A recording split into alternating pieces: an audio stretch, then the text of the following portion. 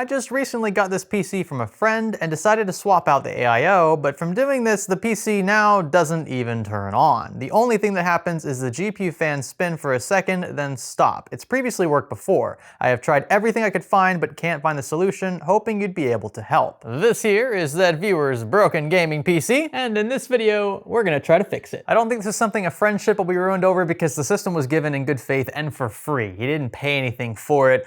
I suspect something either went wrong with the AIO install or the motherboard removal and reinstall. It's very easy to get just small things wrong that can prevent systems from posting outright or even powering on. Maybe a wiring issue, maybe there's some other major component that's just not connected properly. We're gonna dive deep into this one, hopefully have it back up and running by the end of this video, and of course, not charge anything at all because this is fix or flop. Are you ready? Stay with me. If you're planning your next PC build, then consider checking out our sponsor, VIP SCD Key. Their Windows 10 and 11 OEM keys sell for a fraction of retail and will unlock the full potential of your OS. They'll also remove those pesky activation watermarks. Click the links below to get started today, and be sure to use our special offer code SKGS for a sweet discount on a variety of options, including Windows 10 and 11, Pro and Home, and more. There are a couple of things I want to clear up with this one before we begin troubleshooting. Firstly, the specifications. So this rig's sporting an Asus Prime Z690 motherboard, an Intel Core i9-12900KF. It has 32 gigs of DDR4, so this is a DDR4 based 12th gen Intel platform, not DDR5. That shouldn't be a problem though, and an EVGA RTX 3080. The power supply, I believe, is from EVGA. It's a 750 watt unit, but something about this rig is kind of sort of rubbing me the wrong way already off the rip. And that would be these cables here. Now, I initially saw the EVGA logo here next to one of the 8 pins, okay, so it's probably an EVGA power supply, but then the one next to it doesn't say EVGA. In fact, one of these sets is wrapped in a mesh and the other is not. Are we using two different cable sets here for this power supply? I highly advise not doing something like this because you can run into an issue like we did with our old school NZXT Cam RGB hub that we thought we wired with the correct set of cables for our modular power supply. Turns out that cable set specifically for SATA power was from a different unit, and thus the pinout was different, so we were sending power down incorrect pins. That can result in a lot of heavy damage. Now, that's not to say you can't mix cable sets without having issues. There are just random coincidences where the pinouts are exactly the same, maybe between brands or between models more specifically. But the only true definitive way to know if the pinout is the same is to probe each individual pin with a multimeter, which most folks are just not going to waste the time doing. It even looks like we're using different cable sets for CPU power. This is going to be a wild one if what I think is happening is happening. Before I turn this thing on at all, I want to check behind the motherboard tray and see what's going on. I was told it would be a bit messy back here, and we do have, looks like, some hubs attached to this little cable bar. So I'm going to carefully move this out of the way and inspect around the power supply area. Oh, okay, so this is actually a semi-modular unit. You can see that some of the wires, some of the cable, I should say, are hardwired to the unit. They can't be removed, and some can be, hence semi-modular. So it looks like the additional PCIe 8-pin for the graphics card, maybe the additional 4-pin for the motherboard, were attached after the fact. Now it's just bothering me that EVGA would use two different types of cable wrapping material for important components. I've seen it where they'll use braided, cables for SATA power, let's say, but then they'll stick to I don't know, some kind of mesh wrapped material for the primary components, and that's fine as long as they're all the same. The stuff that you're gonna see on the left side panel, all those cables should be designed the same way. Don't do braided for half of them and then mesh wrapped for the other half. That just looks silly, and it makes people like me question whether or not the right cable sets are even being used. Okay, potential disaster number 1 averted. Let's attempt to power the system on now. The first thing a mechanic's gonna do when you tell him that your car is not behaving the way that it should on the road is take it for a spin himself. That's exactly what we're gonna do here. We're gonna take this system for a spin. We're gonna take it out on the road. We're gonna try using it, and we're gonna see if we can replicate the issue. So it sounds like this one is not going to post, but it should power on. Well, it looks like just as described by the owner, I saw the fans in the graphics card spin for a split second, and then stop again. Other than that, I don't really think the system has much life in it. I'd be willing to bet, based on this symptom alone, that we have some sort of short somewhere. I think we have a power delivery related issue. It's just the spider senses tingling at this point. I'm gonna try to hone in on all major connections. I'm gonna try stripping down all of the non-vital stuff, try to remove those things from the equation, and see if we can't just get raw power to the board and graphics card from the power supply. I'm also gonna quickly clear the CMOS just for good measure, although I doubt this will actually fix anything. It doesn't seem like a CMOS or BIOS related issue. Our two supplemental PCIe 8 pins are fully inserted, at least on this side. The 24 pin looks good, as does USB 3 and USB-C. And same goes for our CPU power cables. Both the 8 pin and the 4 pin are fully inserted. Front panel is also wired correctly. I've seen it where if you have like the reset connector plugged into the power switch pins, etc., you can get some really funky behavior, but these checked out. There's a ton of stuff going on back here though. You can see there's just a slew of cables running all up and down the back side of the motherboard, and that's kind of why I want to just remove all of these from the equation outright. We'll start with just the 24 pin, the PCIe 8 pins, and the CPU power pins. We'll see if we get a post then, and if we do, then we can work our way backwards from that, slowly wire things piece by piece until we find our problem. We should also remember that the owner had never powered the system on prior to swapping out the cooler, which could often involve folks tampering with the CPU when maybe they don't need to, damaging the socket, and that could well explain why we're seeing this random power on and off event. I've got all of the non-vital stuff disconnected here. I of course need to jump the power pins. Let's see if we get anything. Wow, would you look at that? It actually worked. I'll be honest, I wasn't expecting it to be that easy. So that just tells me that something smaller, maybe like a storage drive or one of those RGB or fan hubs, whatever's wired up back here, is either shorting or maybe is just crossed incorrectly with something else. But yeah, that's a post there. So now we just need to work our way backwards. For this first trial, I've got front panel reconnected, and that's pretty much it. I also reconnected the AIO cable just so that the pump turns when the system powers on. So this is front panel, of course, here that we removed a bit earlier. I've got this rewired. I've seen it where cases, sometimes there's like a short maybe in the front panel board itself. If we see the issue arise again, I would suspect it's probably something around here. Let's see how this goes. Where's the power button? Up top there. Okay, good. That pump sounds, it's just because there's so much air, I think, in the loop in places that shouldn't be, because maybe the rig was laying down in the car while it was being driven 9 hours back to Florida. There is a post, so I don't think we have anything wrong with the case, the way the case is wired. Next, we can wire the storage drives. Those usually don't cause a system to short out, but we should still play it safe anyway. So we're gonna reconnect SATA data here and SATA power to these two drives. And here we go, trial number 2. Let's see how this one goes.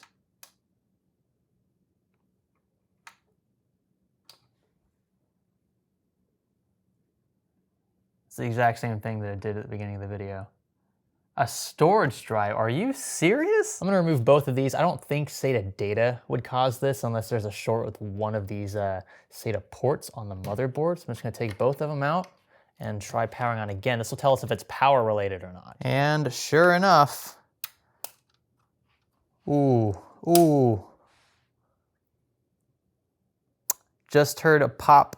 I don't know if that pop was electrical or if that was just something sliding around, but it did not sound good.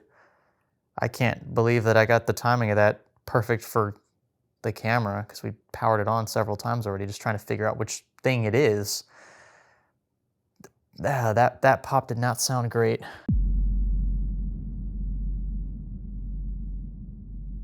So it looks like things are okay so far. This is just with the 24 pin PCIe 6 pin, which the additional 2 pins are just ground, so it's kind of irrelevant here, and the CPU 8 pin connected.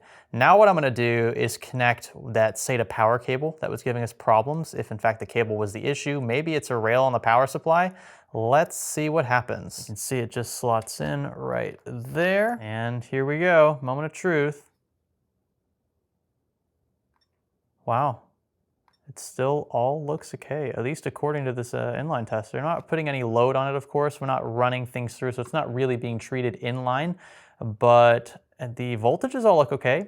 Ripple looks okay, timings look okay. I am going to try a known working power supply now. Let's see if we can't get this thing back up and running. Hopefully just replacing this will fix whatever's wrong. Let's see if we can finally get somewhere with the progress of this one. I've got a trusty nitro unit connected now. This is one we always use that I know works for a fact. Only the 24 pin and an 8 pin for CPU power are connected. Let's hope this works. Uh-oh. Nope, fam, I think this board is cooked. I have no other explanation for what we're seeing here. This, again, I know for a fact works. It has worked. It has power on. It's powered on several systems in the playlist over the years, and I have no reason to suspect that it's suddenly not working. I don't know what else to blame here. In fact, I've almost blamed everything else in this rig by this point, apart from the platform, apart from the motherboard, because yeah, nothing else that I keep swapping in is checking out. I think we're gonna have to do a full dissection. We're gonna pull the CPU out, we're gonna pull the motherboard out, maybe do a swap there, and just try again. That's pretty much all this is. This troubleshooting here, where you're just getting led in so many different directions only for them to lead to nowhere, is just sometimes what troubleshooting is all about. So out she comes then. At first glance, the CPU looks to be okay. Remember, this is LGA, so no pins on the chip itself, but the pads look to be very clean, nothing obstructing any contact. And same goes for the socket. There's no bled over thermal paste covering pins. There's no bent or missing ones. This all looks in pretty good shape. I also don't see any burn marks, including where we were connecting all of our cables earlier. At this point, I just have to keep moving forward. I've got a replacement motherboard here, Z690A, which is very similar to his Z690P, I believe is what it is. This one I think has a few extra features. Also has a bit of white to match the case. If this in fact is the thing that fixes our problems, then it won't look too bad in his rig. I'm gonna go ahead and install his 12900K into this board and hope for the best. This new board, I should also mention, requires DDR5. I don't have a DDR4 Z690 board around, so that's something else we're gonna have to throw his way if in fact this fixes it. So I'm gonna power the system on. Just gonna check to make sure the chip isn't getting too hot. We don't have a cooler attached. The chip is not getting hot, like at all. It's not warming up, it's not receiving power. Do we have a dead CPU? Is this motherboard actually okay? I'm gonna toss in a known working Core i5-12500 this time around. So let's pull this one out. And this, yeah, like I said, I know that this one has worked in previous rigs. No reason to suspect that it won't work here. This will help us confirm, that's not seated right.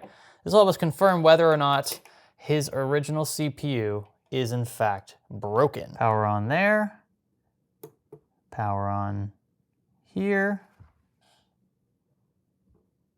Right away, that chip is getting hot, which is exactly what it's supposed to do. And there we go. If you can see on camera, we can safely assume at this point that his CPU is completely bricked. It literally died in the middle of filming this episode, which I've never seen before. And I'm very, very apprehensive now when it comes to anything else in this rig, because I still don't know what in here killed that. I don't know if it was already gonna die and we were just seeing weird symptoms before, or if there actually is something in here that is creating some sort of power instability maybe that might have killed that CPU. So how about this one then? I'm gonna swap my motherboard for his motherboard and put my known working CPU into his.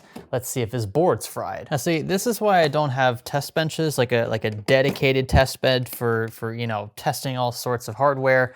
It's because in many instances, I end up having to swap the motherboard out anyway, and at that point I'm rebuilding the entire system. Like, yeah, maybe I could have like a test bed case, like an open air case, but I'd rather just do it on a motherboard box because it's quicker and I can tear things down faster. So yeah, that's why I do things this way. It's why it looks messy. I apologize, I know it's not great for camera, but this just makes the most sense for me in a troubleshooting setting. Here we go.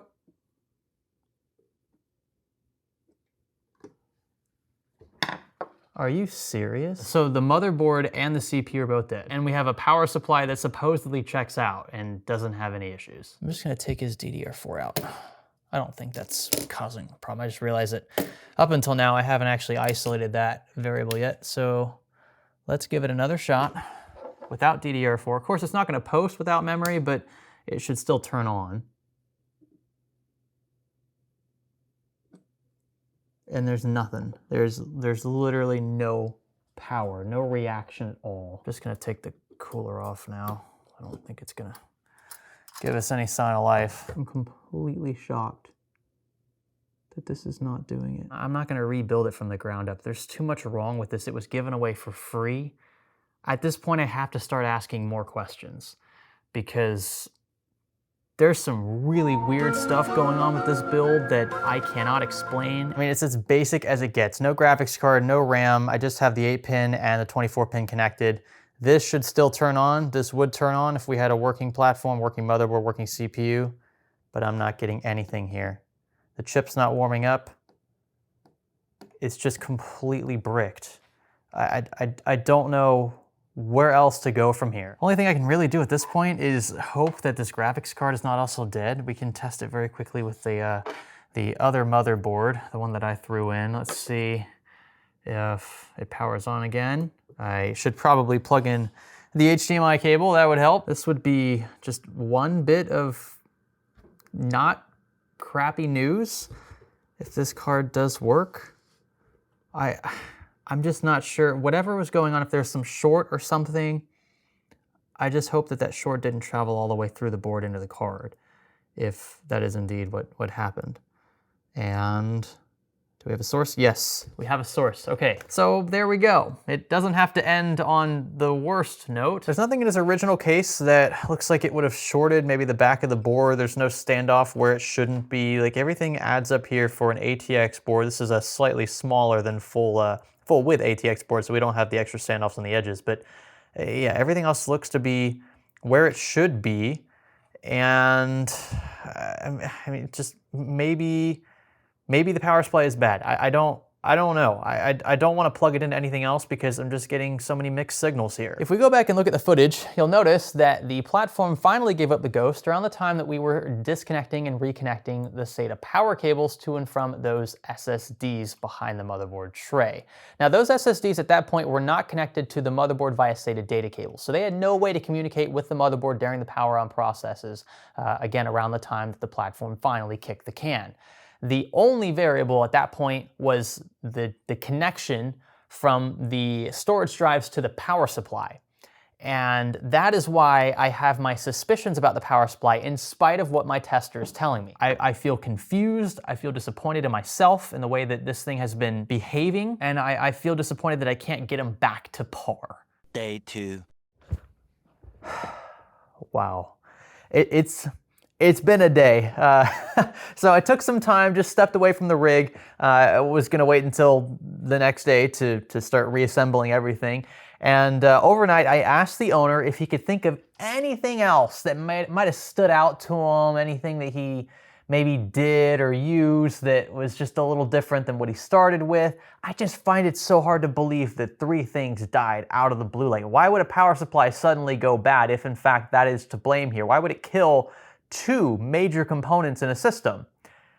And I think we have the answer. He told me that he used SATA cables from another power supply for this build, the one that we've been working on in this video. So what was that other power supply, you might ask? Well, it turns out they were both 750 watt units, which is maybe why he thought that he could swap them out since the wattages were the same, and they were both from the same manufacturer, both EVGA. The problem is, one of those units was a GQ unit, and the other, the one that's in this rig, is a BQ. Now, EVGA's website specifies which power supplies share pinouts. Conveniently, the BQ unit that we have here, the 750 watt, does actually share some individually sleeved cable sets, which means, in theory, you could swap a cable from one of those units with another one that is supported above.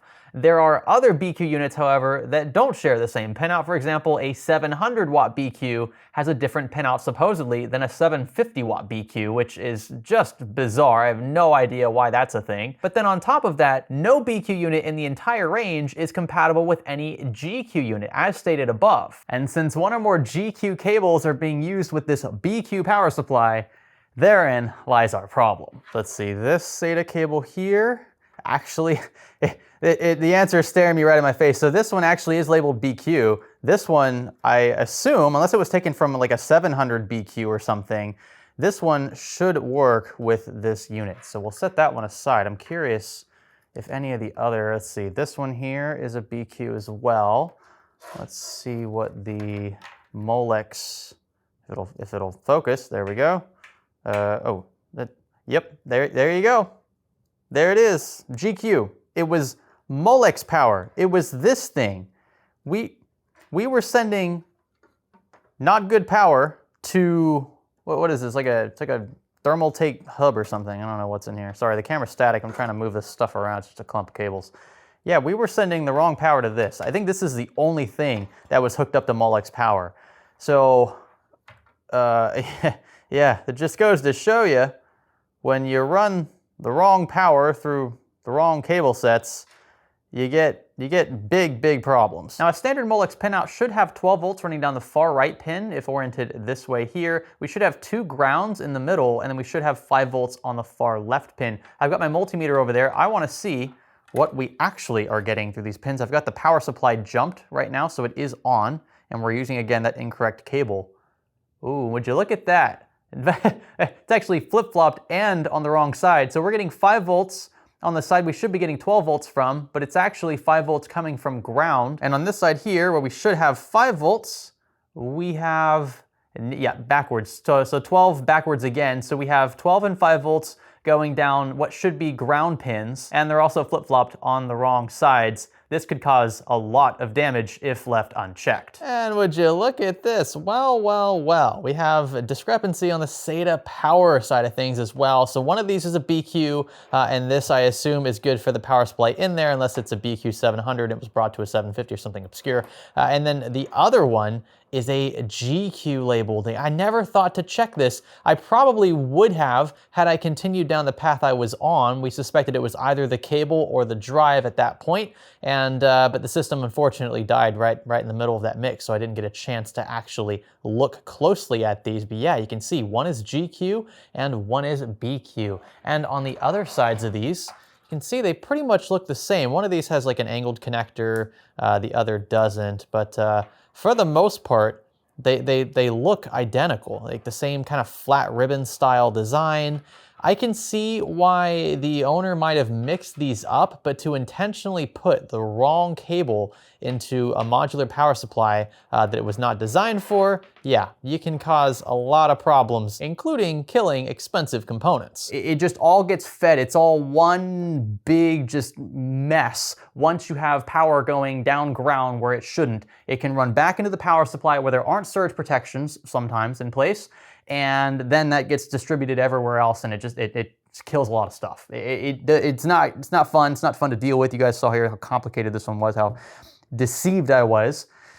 But the best I can do here with what I have at my disposal is to at least get the rig back up and running fully with a replacement power supply, replacement motherboard, replacement CPU, and if he really sees the need to upgrade from the 12500 to another 12900K or something along those lines, he could always sell the chip that I give him. It's his at that point. He can do whatever he wants with it, but I at least want to make the system game worthy again. So how about we clean up all this mess in one fell swoop? 3, 2, 1... Check it out. We're all back together. Everything looks pretty good for the most part. Clean things up a tad, and you can see we actually have uniform cables now, so everything is it's all the same. No mismatched stuff that we had before, and I'll show you this power supply in a second. It's a really good one from, you probably expected this, Be Quiet. We've opted for a Pure Power 12M as a replacement. This is an 850 watt, which is a higher wattage than what he started with. This is 80 plus gold certified compared to 80 plus bronze that he started with, and this one is fully modular from, of course, a very reputable brand. I'm super happy that Be Quiet has been a continued product sponsor of Fix Your Fault playlist. They make fantastic stuff. They make very good looking stuff, and stuff that you can rely on for years to come. This has a fantastic warranty attached. It is just an all-around excellent unit that I'd recommend for virtually any rig out there. Pure Power 12Ms also support the new 12 volt high power standard, so if you have a new graphics card from, say, NVIDIA, you can run a direct cable straight from the unit into your graphics card without the need for any ugly dongle. I've used Be Quiet power supplies for years in my personal rigs, even long before they ever sponsored anything on this channel. They come very highly recommended. You can learn more about this particular unit via the link link in this video's description. We've got a few unknowns going into this. I'm not sure if his SATA drives actually work. I thought that I saw when the system posted with the replacement motherboard, I thought I saw that it detected two storage drives on top of the NVMe, but I could have been wrong there. I wasn't paying a ton of attention to it. I just wanted to see if the system turned on or not. That was the big concern there. I'm also unsure about his RGB hubs, his fan hubs that are connected to his AIO. I think he has some Corsair stuff as well, if I recall. So I don't know if either of those is gonna work. I can't replace those. It's a very specific hardware we're working with there. And I let the viewer know up front that this could go one of two ways. Ultimately, they're not huge deciding factors.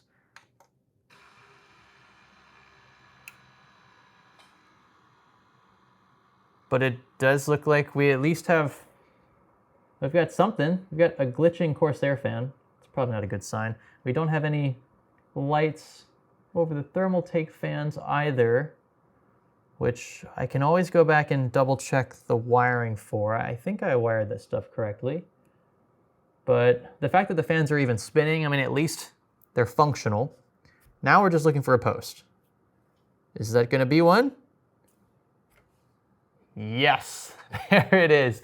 That is exactly what I wanted to see. Now we're gonna quickly hop in the BIOS just to make sure that everything's detected. Again, there's not much I can do if it's not at this point. We've already replaced so much, the motherboard, the CPU, the RAM as well, which I keep forgetting because that's DDR5 based now, and the power supply, so a little over half a rig. But I at least wanna know what we're dealing with here so that I can relay any useful information to the owner once he picks it back up. So yeah, unfortunately so far, it only looks like the single M.2 is detected. I suspect this is where Windows is installed, so maybe the other drives were just for games and the like. I hope nothing sensitive is on there. Otherwise, he might need to seek a data recovery specialist. And it also looks like these hubs might at least be partially cooked because I can't get the RGB to work for either set of fans. And we do have one Corsair fan that's not spinning at all. The three for the AIO, thankfully, are though, so I don't think we're gonna have any temperature issues with the CPU. We do have still two intakes directly under the graphics card, so temp should be good there. There's not much more I can do here. I've tried rewiring things, different ports. I've switched, as much as I can. And looks like this is just gonna have to do for now. You can't win them all. Unfortunately, this is where we have to call this one. I wouldn't say it's a total flop. We did actually figure out at a certain point what was wrong with the rig. It just took me a little too long because by that point, things had died. This is pretty catastrophic. This is among the worst case scenarios. Thankfully, the graphics card was spared, but elsewhere, it looks like everything else was at least somewhat affected. We did replace the platform. We got them back up and running. We do load into Windows, thankfully. We just unfortunately don't have the two additional drives showing up in the system, I think because they were also cooked by incorrect SATA power cables. Let this be an expensive lesson. Well, I'm the one that's really footing the bill on this one, but for anyone else who might be thinking about swapping cables and sharing them amongst power supplies, including those from the same manufacturer, just don't. Not worth the risk. If you have any doubt at all, just maybe buy an entirely new kit that you know for certain is compatible with the power supply that you have, or just buy another power supply outright. You know, sometimes spending 70, 80 bucks on a replacement power supply is the safer bet than spending, you know, potentially hundreds of dollars on a replacement platform or worse. That's all for this one. Thank you so much for watching. Thumbs up if you liked it. Consider subscribing if you haven't already, and stay tuned for the next one. I'm just ready to call this one right here. Not gonna drag it out any longer than we have to. My name's Greg. Thanks for learning with me.